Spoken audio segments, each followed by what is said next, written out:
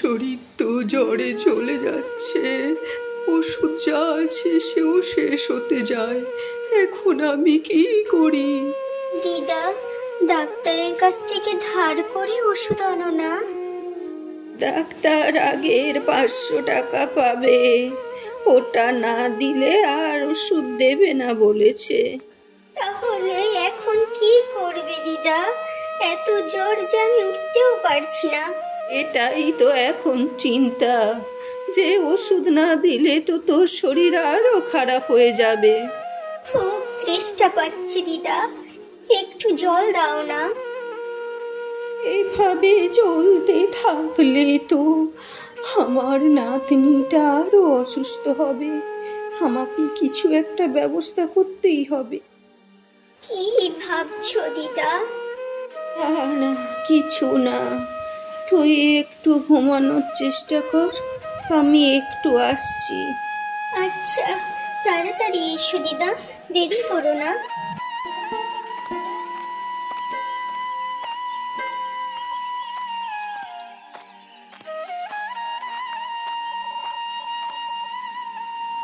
কি গো কাকি, কি খবর? ভালো আছি বাবা, তুই বল, কেমন চলছে সব?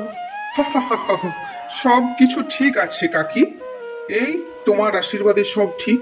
কতদিন পর দেখলাম তোমায়। কি বলবো বাবা, আমার নাতনিটার বড় শরীর খারাপ, তাই ওরই বিছানে সবসময় পড়ে থাকতে হয়। কি বলছো তুমি? আরে ওর যদি এত শরীর খারাপ তাহলে ডক্টরের কাছে কেন নিয়ে যাচ্ছ না? ওষুধ তো দিচ্ছি বাবা, যদি সেরকম হয় তো নিয়ে যাব ডাক্তারের কাছে। আরে যত তাড়াতাড়ি ডাক্তার দেখাবে ততই তো ভালো হবে।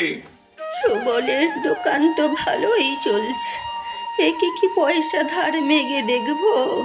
আরে কাকিমা একটুক্ষণ বসো না। না বাবা, এখন না, আমার একটা উপকার করবি? উপকার? কি উপকার বলো, কি উপকার চাই? কথাটা হচ্ছে, পয়সার অভাবে মেয়েটার ওষুধ আনতে পারছি না, যদি কিছু। ওহ কাকিমা, তোমায় যে কি বলি, এখন দোকানদানিও ঠিকঠাক চলছে না, নিজেরই খুব সমস্যার মধ্যে চলছে, তাই। আমি ফেরত দিয়ে দেব বাবা।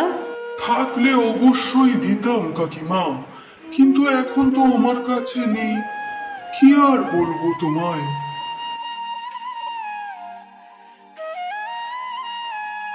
আচ্ছা শোনো, এই কয়েকদিনের মধ্যে কাকিমার সঙ্গে দেখা হয়েছে? আরে না গো, অফিসে এতই কাজের চাপ বেড়ে গেছে যে কারোর সঙ্গে যে দেখা করব সেটা আর হচ্ছে না। ওনার জন্য খুব চিন্তা হচ্ছে জানো তো। কেন, কাকিমার কি শরীর খারাপ? কিছু হয়েছে? কাকিমা তো ঠিক আছে, কিন্তু ওনার নাতনির বড্ড অসুখ, 1 মাস হলো কিছুতেই ঠিক হচ্ছে না। ছোট বাচ্চা, তাই হয়তো অসুখ হয়েছে। এত চিন্তার কিছু নেই, সব ঠিক হয়ে যাবে। না না, শুনেছি এবারে পরিস্থিতি আরও খারাপ, পরপর আরও শরীর খারাপ হয়ে যাচ্ছে ওর। বেশ ঠিক আছে, আজকে অফিস থেকে ফেরার পথে দেখা করে আসবো। বেচারি খুবই অসহায়, পয়সার অভাবে ডাক্তার দেখাতে পারছে না, পারলে একটু সাহায্য করো। ঠিক আছে, যতটা সম্ভব করার চেষ্টা করব উপকার। এখন আমি যাই, দেরি হয়ে যাচ্ছে।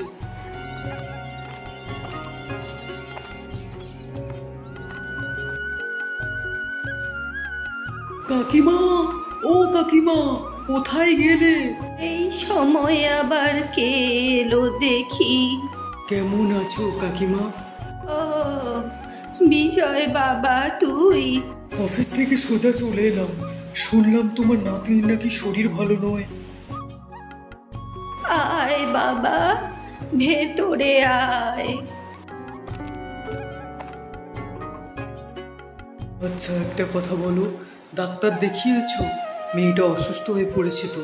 না বাবা, ডাক্তার দেখাতে পারিনি, ওষুধও শেষ, পয়সার অভাবে।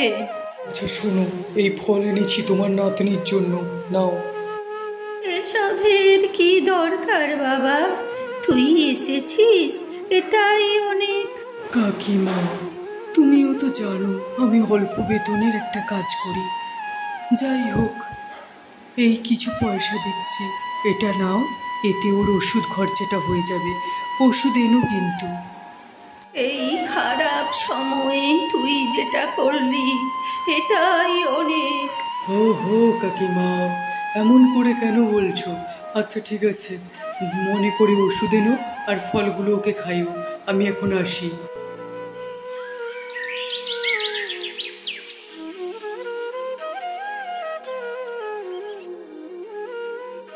সোনা মা আমার, তোর জন্য ওষুধ এনেছি, ওঠ।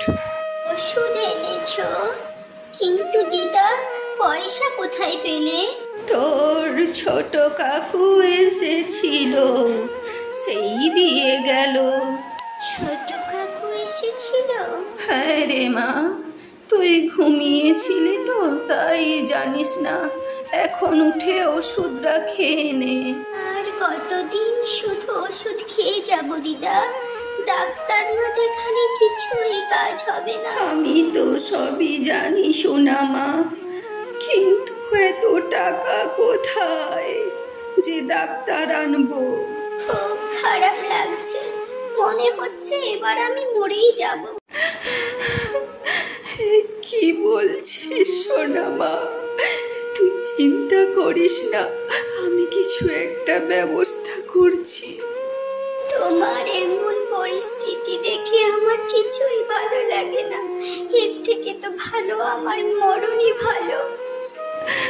এমন কথা বলিস না মা, আমার যে তুই ছাড়া আর কেউ নেই। আরে ভাই, আমাকে এক কাপ চা দে। সকাল সকাল যা শুনলাম মাথাটাই ঘুরে গেল। আরে আপনি আসুন আসুন, বসুন বসুন বসুন, এক্ষুনি দিচ্ছি। আচ্ছা একটা কথা বলুন, এমন কি শুনলেন যে মাথাটাই ঘুরে গেল আপনার? না, চিন্তার কিছু নেই, কিন্তু এক অদ্ভুত কথা শুনলাম। কি খবর সেটাও আমাকেও একটু বলুন। কখনো শুনেছো যে কোনো মানুষ চুল দিয়ে খাবার বানায়? কি, চুল দিয়ে খাবার? এ কেমন কথা হলো? আরে খাবারে যদি একটা চুল পাওয়া যায় তাতেই খাবার পুরো শেষ হয়ে যায়, তো এখানে আবার খাবার তৈরি হয় চুল দিয়ে? সেটা তো আমিও ভাবছি। পুরো গ্রামে ছড়িয়ে পড়েছে যে মণ্ডল পাড়ার বুড়ি চুল দিয়ে খাবার বানায়। আরে মন্ডল পাড়ার ওই কাকিমা, আরে কিছুদিন আগেই তো আমার দোকানে এসেছিল। ওই তখন তো আমি কিছু শুনিনি বা আমায় কিছু বললো না। শুধু এটাই নয়, ও বলে ওর খাবার যে খাবে তার ভাগ্যই বদলে যাবে। আমার তো সবকিছু শুনে কেমন আজব মনে হচ্ছে।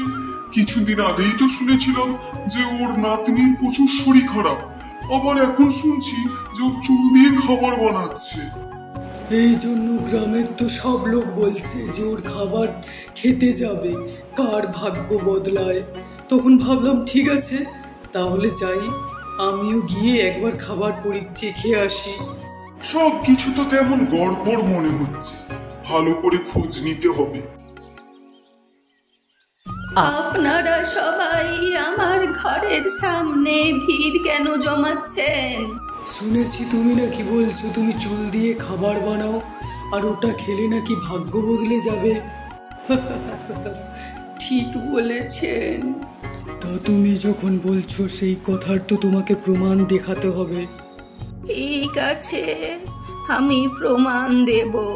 আমরা সবাই এখানে এসেছি তোমার চুল দিয়ে বানানো খাওয়ার জন্য। তো বলো, এখন তুমি কিভাবে প্রমাণ দেবে? আমি সবার জন্যই খাবার বানাবো, তার জন্য আমার একটা শর্ত আছে। কি শর্ত বলো, আমি পূরণ করার চেষ্টা করব। এত লোকের খাবার বানানোর জন্য অনেক পরিশ্রম লাগে, কিন্তু আমার খাবার যদি ভালো হয় আমাকে একটা খাবার দোকান খুলে দিতে হবে। ঠিক আছে, কথা দিচ্ছি, খাবার যদি ভালো হয় দোকান খুলে দেব। তো প্রথমে খাবার আগে খাও। ঠিক আছে, আপনারা সবাই এখানে বসুন, খাবার রেডি করছি। আরে এই যে বিজয় বাবু, এদিকে এসো, এদিকে এসো। আরে কি ব্যাপার, এমন করে ডাকছো কেন? আরে ঠিক না ভুল, এটাই তো মাথায় কিছু আসছে না। মানে কি হয়েছে পরিষ্কার করে বলো না। আরে প্রধান বাবুর কাছে শুনলাম ওই যে মন্ডল পাড়ার কাকিমা আছে, সে নাকি চুল দিয়ে খাবার তৈরি করে, আবার সেই খাবার যে খায় তার নাকি ভাগ্য বদলে যায়। বলো এটা কি সম্ভব? হ্যাঁ, চুল দিয়ে খাবার? এ তো প্রথম শুনছি। এই আবার কি কথা, চুল দিয়ে খাবার? এটাই তো, এ কি করে সম্ভব? আবার পুরো গ্রাম এই কথাটা সবাই জানে। কি পুরো গ্রাম জানে অথচ আমি জানি না? এই আবার কেমন কথা? কিছু না কিছু গড়বড় আছে, আমাকে ভালো করে নজর রাখতে হবে। প্রধান বাবু সহ গ্রামের অনেকেই আজ ওই বুড়িমার বাড়ি গেছে খাবার খেতে। তা সেটা কি তুমি জানো? তা সবাই যখন যাচ্ছে চলো আমরাও যাই, দেখি গিয়ে যে ব্যাপারটা আসলে কি। দোকান ছেড়ে তো এখন আমি যেতে পারবো না। আরে আজ তো পুরো গ্রামে বুড়িমার বাড়িতে, তো তোমার দোকানে কি আসবে? চলো দোকান বন্ধ করো। হ্যাঁ এটাও তো ঠিক বলেছো। ঠিক আছে দাঁড়াও, আমি দোকান বন্ধ করছি, তারপর একসঙ্গে যাব। দিদা, এসব কি করছো তুমি? কি সোনা মা? আমি সবাই বলছি তুমি চুল দিয়ে খাবার বানাও, এখন কি করে করবে? আমি কিন্তু মজা করছি না দিদা। সোনা মা, তুই আমার বুদ্ধি ধরতে পারছিস না। বুদ্ধি? কি বুদ্ধি? আমি তোকে বলেছিলাম না তোকে ডাক্তার দেখাবো ভালো, এটা তারই রাস্তা। ডাক্তার দেখানোর সঙ্গে সম্পর্ক কি? অনেক কিছুই রে মা। আমাদের যদি একটা খাবার দোকান হয়ে যায়, অনেক পয়সা হবে, তখন তোকে ভালো ডাক্তার দেখাতে পারবো। আচ্ছা দিদা, কিন্তু চুল দিয়ে খাবার কেমন করে বানাবে? আরে পাগলি, আমি তো শুধু লোকজনের আকর্ষণ বানানোর জন্যই এই কথা বলেছিলাম। তার মানে তুমি সব মিথ্যে বলেছো দিদা? হ্যাঁ, কিন্তু এই কথা কাউকে বলা যাবে না। ওয়াহ আহ ওয়াহ আহ, কি দারুণ কি দারুণ! এত সুন্দর খাবার, যা একবার খেলে মুখে লেগে থাকবে। সত্যি বুড়ি, তোমার খাবারে জাদু আছে। আমি বলেছিলাম না, একবার খেলে কখনো ভুলবে না। অনেক দিন পর মন ভরে এবং পেট ভরে খাবার খাওয়া হলো। কি দারুণ খাবার! এবার তো আমার প্রতিজ্ঞাটা পূরণ করে দাও, মনে আছে তো? আরে মনে আছে, মনে আছে, মনে আছে, কিছুই ভুলিনি। এত সুন্দর খাবারের পর তোমাকে তো একটা দোকান উপহার দিতেই হয়। দোকান? এর মানে? আরে এই বুড়ি শর্ত রেখেছিল, যদি খাবার ভালো লাগে তাহলে এই বুড়ির জন্য যেন আমি একটা দোকান খুলে দিই। আরে কিন্তু এই বয়সে কাকিমা তুমি কিভাবে দোকান সামলাবে? হ্যাঁ, এমনিতেও তো গ্রামে আমার দোকান আছে, তাহলে দ্বিতীয় দোকানের কি দরকার? আরে ভাই, আমরা সবাই জানি যে তোমার দোকান আছে, তোমার দোকানেও খাবার পাওয়া যায়, তবে তোমার দোকানের খাবারের থেকে বুড়িমার হাতের খাবারের কিন্তু স্বাদ দ্বিগুণ। কি বলো তোমরা সবাই? এরা যা শুরু করেছে, দেখছি আমার দোকানটা এবার লাটে বসবে। না না, কোনো মতেই বুড়ি কাকির দোকান চালু করতে দেওয়া যাবে না। এসব তুমি কি বলছো? আমার তো বিশ্বাসই হচ্ছে না, চুল দিয়ে খাবার। এর থেকেও বড় কথা হলো, প্রধান মশাই কাকিমার জন্য একটা নতুন খাবার দোকান দিয়েছে। কিছুদিন আগে পর্যন্ত নাতনির চিকিৎসার জন্য পুরো গ্রামে তার কাছে টাকা মেঘে বেড়াচ্ছিল, আর চট করেই একটা আস্ত দোকান পেয়ে গেল। একবার ভাবো, কিন্তু প্রথম থেকেই এই সব ব্যাপারগুলো আমার কাছে কেমন গোলমাল ঠেকছে। কেন গো? কাকিমার হাতের কত সুন্দর রান্নার স্বাদ সে তো সবাই জানে, বাকি আরো বেশি লোক জানলো। আরে বাবা, আমি ওটা বলছি না, এই চুল দিয়ে খাবারের ব্যাপারটা কিছু গোলমাল আছে। কিসের গোলমাল? দেখো, কাকিমার হাতের যে কত সুন্দর রান্না সেটা আমিও জানি, তা অস্বীকার করার কিছু নেই, কিন্তু এই যে চুল দিয়ে খাবার বানানোর ব্যাপারটা, এটাই কোনো গোলমাল আছে। এটা তুমি ঠিক বলেছ, এই চুল দিয়ে খাবারের ব্যাপারটা যেন রূপকথার গল্পের মতো শোনাচ্ছে। একদম, এই ব্যাপারে খোঁজ লাগাতে হবে যে আসলে কাকিমা কেন এরকম করছে, ব্যাপারটা কি, এটা দেখতে হবে। কি করে খোঁজ নেবে? কাকিমার ওপর আমাদের নজর রাখতে হবে, এটা যদি মিথ্যা হয় তাহলে তো এটা ঠিক নয়। প্রধান মশাই, প্রধান মশাই। আরে সুবল, তুই এখন এখানে? যখন থেকে কাকিমার দোকান খুলেছে তখন থেকে দেখছি আপনি তো আমার দোকানে আসতেই ভুলে গেছেন। আরে না না না, ওরকম কিছু ব্যাপার নয়, এই নতুন দোকানের ঝামেলায় একটু ব্যস্ত হয়ে পড়েছি। মানে আপনি যদি কিছু মনে না করেন, আমি একটা কথা বলতে পারি? আরে বলো বলো, কি কথা বলো। মানে আপনার মনে হয় নাকি যে কাকিমার খাবারে কিছু গন্ডগোল আছে? গন্ডগোল কেন হবে শুনি? দেখুন, ওনাকে চুল দিয়ে রান্না করতে তো দেখেছি, কিন্তু একবার ভেবে দেখুন, চুল দিয়ে খাবার বানানোটা কি ঠিক? কথাটা তো তুমি ঠিক বলেছ হে। চুলে কত রকম নোংরা থাকে, আবার সেই চুল দিয়ে খাবার বানায়, তো সেটা তো শরীরের পক্ষে খুবই খারাপ না? কথাটা তো তুমি ঠিক বলেছ হে সুবল, আমি তো এই ব্যাপারে কিছু আগে ভেবেই দেখিনি। দেখুন, আমার দোকানে তো আপাতত পরিষ্কার পরিচ্ছন্ন ভাবেই খাবার পাওয়া যায়, কোনো নোংরা থাকে না, কিন্তু ওনার দোকানে ও, তাহলে এবার কি করব? আরে কি করব মানে, যত তাড়াতাড়ি সম্ভব কাকিমার দোকান বন্ধ করে দিন।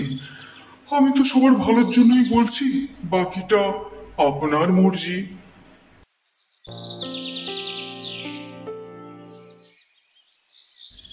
সোনা মা, হাঁড়িতে তো চাল বসিয়ে দিয়েছি, আমায় একটু সবজিটা কেটে দে।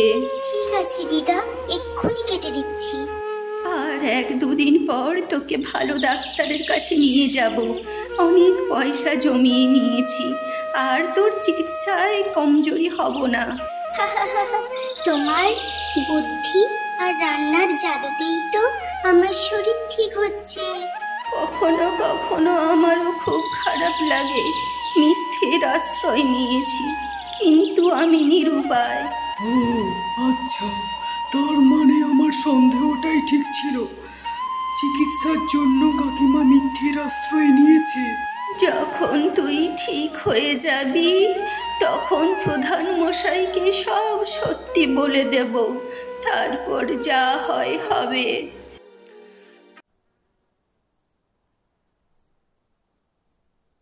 আজ এই বুড়িকে এমন শিক্ষা দেব যে সারা জীবন মনে রাখবে। যবে থেকে এই বুড়ি দোকান খুলেছে তবে থেকে আমার দোকান তো লাটে বসেছে। আজ এই বুড়িকে উচিত শিক্ষা দেব, এমন শিক্ষা দেব, না থাকবে বাঁশ, না বাজবে বাঁশি, শিক্ষা দিয়েই ছাড়ব।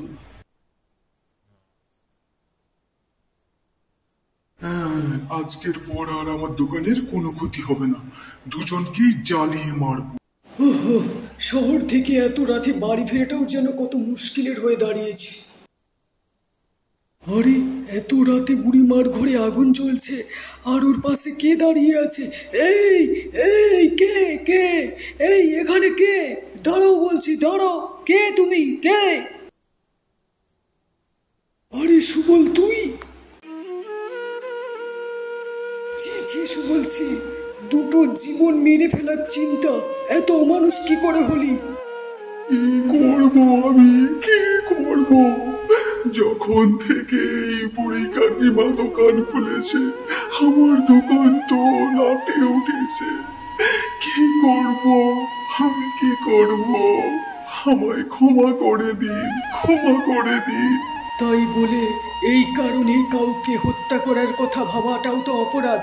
আরেকটা কথা আমি বলতে চাই। কি কথা বলো? প্রধান মশাই কাকিমা কোনোদিনই চুল দিয়ে খাবার বানায় না। ও আর 5 জনের মতো চাল ডাল সবজি দিয়েই খাবার বানায়। কি তাহলে কাকিমা সবাইকে কেন মিথ্যে বলেছে? এই যে বুড়ি, কেন মিথ্যে বলেছো সবাইকে? কাকিমা তার অসুস্থ নাতনির চিকিৎসার কারণেই সবাইকে মিথ্যে বলেছিল। দয়া করে কাকিমার দোকান বন্ধ করাবেন না। আমার কাছে আর কোনো রাস্তা ছিল না, আমায় ক্ষমা করে দিন। বুড়িমা, তুমি যদি তোমার নাতনির অসুস্থের কথা বলতে, তাহলে ওর দায়িত্ব আমিই নিতাম। আমি আপনার এই উপকারের কথা কোনোদিনও ভুলবো না। দোকান তো অবশ্যই বন্ধ হবে, তবে বুড়িমার না, এই সুবলের দোকান বন্ধ। এরপর যদি কখনো আর এরকম কিছু ঘটতে দেখি, তাহলে তখন কিন্তু গ্রাম থেকে বের করে দেব।